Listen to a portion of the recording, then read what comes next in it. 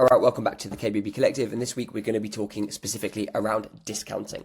Now, most kitchen retailers think that discounting is absolutely harmless. The customer asks for a better price, you're going to knock something off the top to win the job, okay? Job done, job's a good one. But if you actually run the numbers, that little discount might be one of the most expensive habits in your entire business. And in this video, I'm going to show you exactly why. I'm going to break it all down, okay? So if you run a kitchen showroom or you run a business where you design and sell kitchens, this is going to sound very, very familiar. You've done the design consultation, the client loves it. They're very excited at this point. And then comes the moment that every retailer knows is going to come and the client asks, is that your best price? I'm sure you've heard it a million times before. Now, at that point, you've got a very big decision to make. You can either hold ground or you can knock something off to get the job over the line. And a lot of businesses choose the second option because it feels like the safe move. You know, you discount a little, you win the job, you keep the pipeline moving.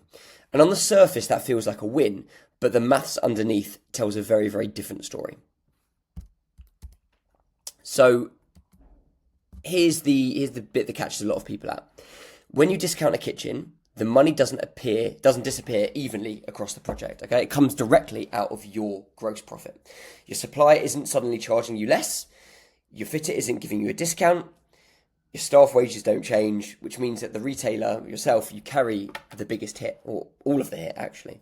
And when you start looking at the numbers, it's quite shocking how quickly that all adds up, okay? So we're going to look at a quick example to demonstrate exactly how important this is, okay?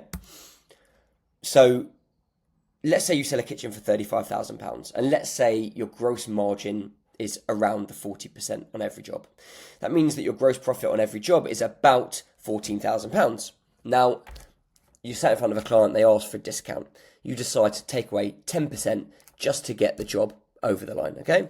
The price now drops from 35 grand to £31,500, which sounds reasonable. Client's happy, they say, yeah, let's go ahead. But now let's look at what's happened to your margin. Your gross profit hasn't dropped by 3.5 grand. It's dropped from £14,000 to roughly 10.5 grand, which means that you've just wiped out 25% of your gross profit on that job. A whole quarter just gone. And that's before you've even dealt with snagging, delays, additional site visits, all the other things that you know in this world that could possibly and probably do go wrong, okay? But the maths isn't even the biggest problem because the bigger problem is what discounting trains.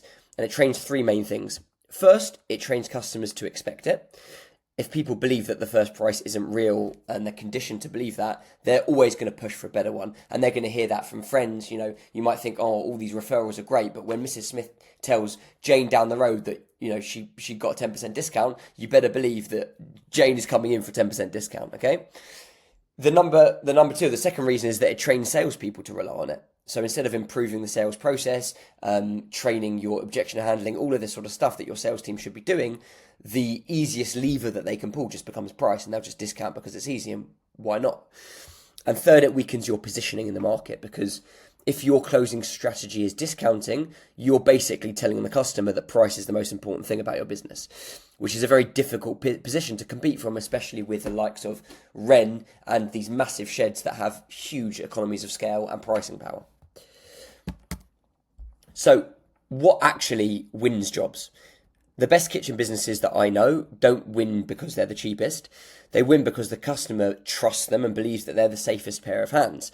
The design feels better, the process feels cleaner and more succinct, the showroom feels more professional, and the trust, therefore, is higher.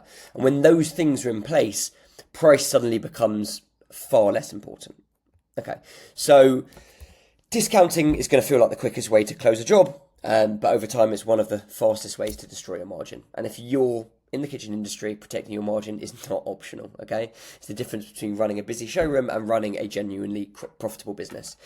And listen, if you found this useful, subscribe to the channel. I upload content like this every single week. I talk about the real numbers behind running a KBB business, things like margins, lead generation, sales, and how to scale basically without all of this chaos.